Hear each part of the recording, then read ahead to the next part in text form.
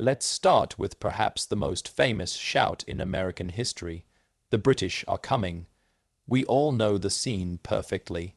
It's midnight, the moon is high, and a lone hero named PaulRevere is galloping frantically through the streets of Massachusetts, screaming at the top of his lungs to wake up every single farmhouse in the countryside. It's a great cinematic moment, but if PaulRevere had actually done that, the American Revolution might have ended before it even began. You have to remember the context of April 1775. Massachusetts wasn't just sitting there waiting for war. It was an occupied police state.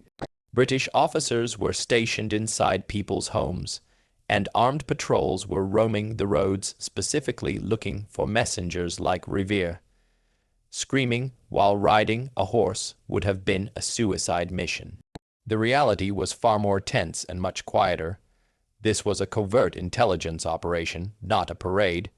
Revere wasn't shouting to the masses. He was methodically stopping at specific houses, places where he knew the local militia leaders lived, and delivering a whispered warning.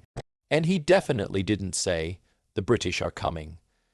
That phrase would have made absolutely no sense to the colonists because, at that moment, they were British. They still considered themselves loyal subjects of the crown, just ones who were angry about taxes and representation. It would be like a Londoner running through the streets today yelling, "The English are coming." The actual code phrase used that night was, "The regulars are coming out," referring to the regular army soldiers marching from Boston. Furthermore, the idea of the Lone Rider is a total fabrication. Revere was just one cog in a massive machine. While he took the northern water route across the Charles River, another rider named William Dawes took the longer land route over Boston Neck, just to ensure the message got through if one of them was caught. By the time they reached Lexington, they were joined by a third man, Dr. Samuel Prescott. This is where the story gets really embarrassing for the history books. After warning Samuel Adams and John Hancock in Lexington, the three men, Revere, Dawes, and Prescott, headed for Concord, which was the actual target of the British attack. Halfway there, they ran right into a British patrol. Revere was captured immediately and interrogated. Dawes fell off his horse and had to walk back. The only man who actually finished the midnight ride and reached Concord to sound the alarm was Dr. Samuel Prescott, a man most Americans have never even heard of. So the guy who got the poem and the statues is the one who got caught, while the guy who actually completed the mission has been completely erased from the narrative. When you close your eyes and picture the Salem witch trials of 1692, you probably see the same terrifying scene that movies and Halloween decorations have fed us for decades. A chaotic mob dragging a screaming woman to a wooden stake, tying her up and lighting a fire beneath her feet. It is the defining image of the witch hysteria, the flames consuming the wicked. But here is the cold, hard reality. In Salem, Massachusetts, not a single person was ever burned at the stake. That entire narrative is a historical import that doesn't belong in American history books at all. The confusion comes from a mix-up between American colonial history and European history. In parts of Europe, particularly France, Germany, and Scotland, witchcraft was often treated as a religious heresy against the church. The punishment for heresy was purification by fire, which is where the burning came in. But the American colonies were under English law. In England, witchcraft wasn't considered a religious crime of heresy. It was a civil felony, just like robbery or murder. And under English civil law, the punishment for a capital felony was the rope. Every single one of the 19 people executed in Salem during that dark summer was walked to a spot now known as Proctor's Ledge and hanged by the neck until dead. There were no pyres, no ashes, just the brutal, bureaucratic efficiency of the gallows.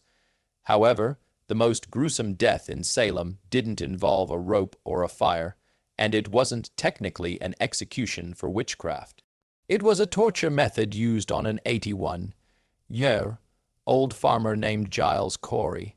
When Corey was accused, he realized that the trial was a sham. He knew that if he pleaded not guilty and was convicted, the state would seize his property, leaving his family destitute. But under the law of that time, you couldn't be tried if you didn't enter a plea. So, Corey simply refused to speak. He stood mute. To force a plea out of him, the sheriff utilized a medieval common law procedure called peine forte et dure, or hard and forceful punishment. They stripped the old man naked, staked him to the ground in a field near the jail, and placed a wooden board on his chest. Then, slowly, over the course of 2 excruciating days, they piled heavy rocks onto the board. The goal was to literally crush a plea out of him. Every time the sheriff asked him to plead, Corey refused. By the 2nd day, his tongue was reportedly pressed out of his mouth. In his final moments, when asked one last time for a plea, he gasped out his famous last words, "More weight." He died without ever being convicted, which meant the government couldn't legally take his land, and his farm passed successfully to his sons.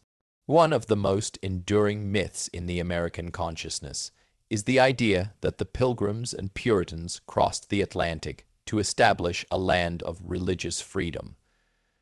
We are taught this almost as soon as we can walk, that America was born out of a desire for tolerance and open worship.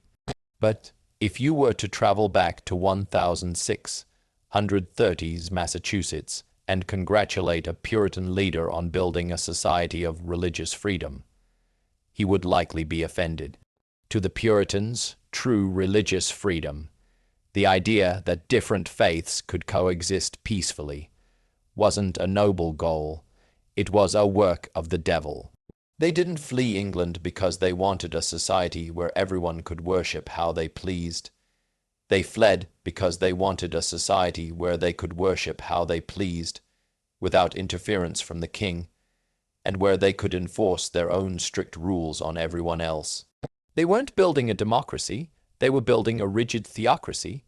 This city upon a hill was a surveillance state where neighbors were encouraged to spy on one another's moral behavior. If you disagreed with the Puritan leadership, you weren't just unpopular, you were a criminal.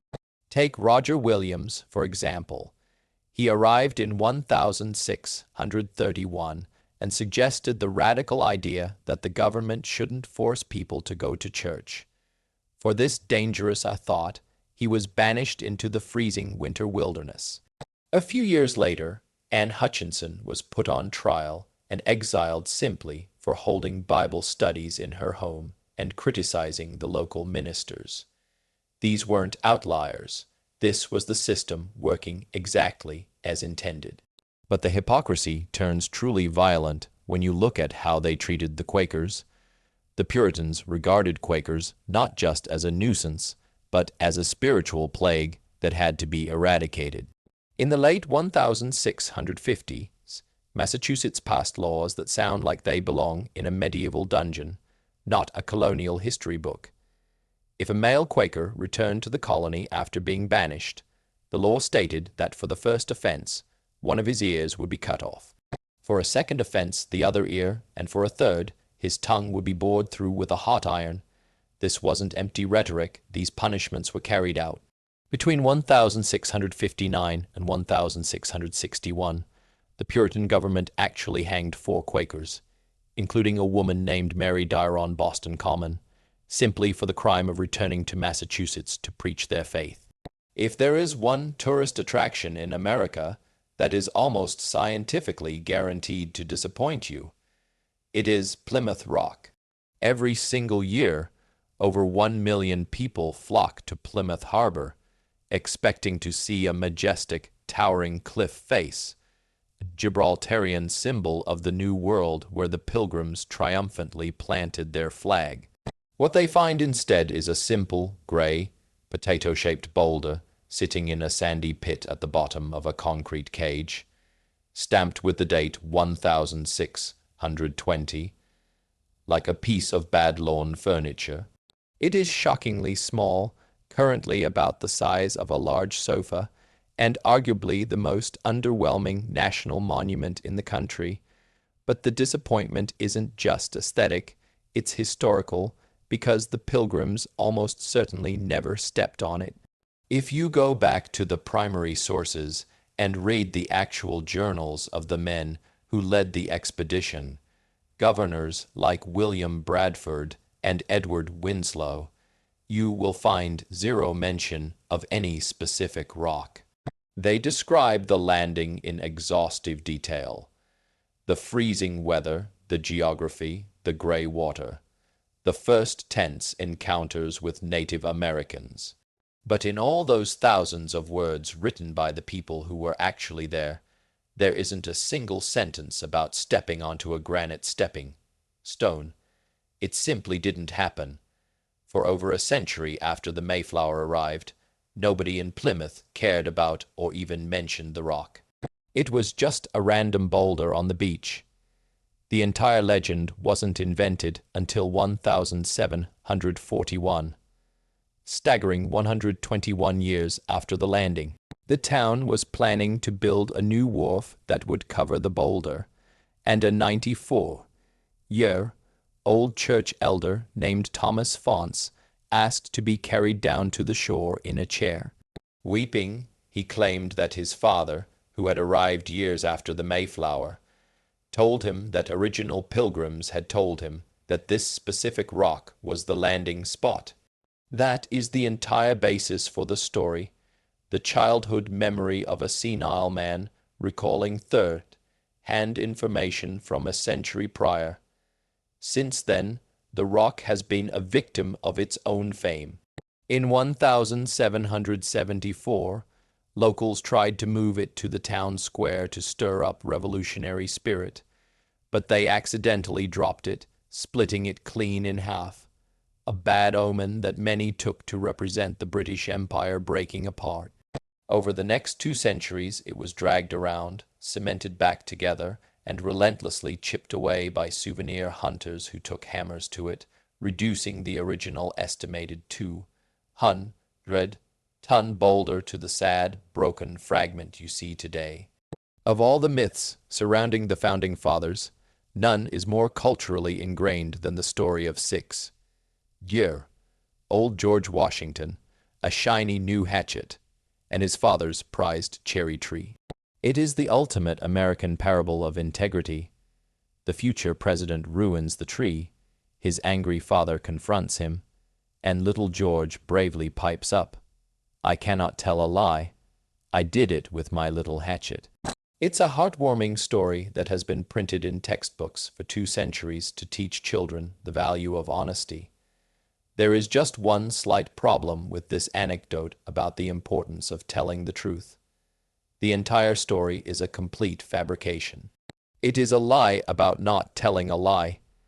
George Washington never chopped down a cherry tree, and he certainly never said that famous line. The story didn't exist during Washington's lifetime, and he never mentioned it in his voluminous personal correspondence. The tale was wholly invented by a man named Mason Locke Weems, often referred to as Parson Weems. Weems was an itinerant book agent and minister who, frankly, operated more like a traveling carnival barker than a historian. After Washington died in 1799, Weems realized there was a massive market for a biography of the late hero. He rushed to publish the life of Washington in 1800, and it was a bestseller. But here is the smoking gun. If you pick up a first, second, third, or fourth edition of that book, you won't find the cherry tree story anywhere in the pages. It wasn't until the 5th edition was published in 1806, 7 years after Washington was dead and buried, that Weems suddenly remembered this heartwarming anecdote. He claimed he had heard it from an elderly, unnamed woman who was a distant cousin of the family, a source convenient enough to be impossible to verify. Weems wasn't interested in factual accuracy. He was interested in moral instruction. He wanted to present Washington not as a complicated flesh and blood Virginia aristocrat, but as a divine saint of American virtue. He needed a story to show that Washington's greatness came from his Christian upbringing, so he simply made one up. The irony is almost too perfect. Weems became one of the best-selling authors of the 19th century and made a small fortune by selling a story about honesty that was, at its core, a calculated, profitable deception. So why do we keep telling these stories if we know they aren't true? It isn't just lazy teaching. We created these myths because a young nation needed heroes. We needed PaulRevere to be a solitary knight, not just a messenger in a committee. We needed the Pilgrims to be champions of freedom, not religious zealots, and we definitely needed George Washington to be a saint who was physically incapable of deception. But the problem with these sanitized fairy tales is that they rob us of the actual human drama. Real history is messy, violent, complicated, and filled with people who made mistakes. And honestly, I think the messy version is a lot more interesting than the fantasy. Now I want to turn this over to you, because we have only scratched the surface. Comment below, what is a history fact you learned later in life that totally blew your mind? Was it something about the Titanic? WW2, let me know. I read as many as I can. And finally, we are planning to dive into the deep end for the next one. If you want a part 2 specifically tackling the biggest myths of the Civil War, hit that like button so I know there is interest. Make sure you're subscribed with notifications on so you don't miss that lesson. Class dismissed.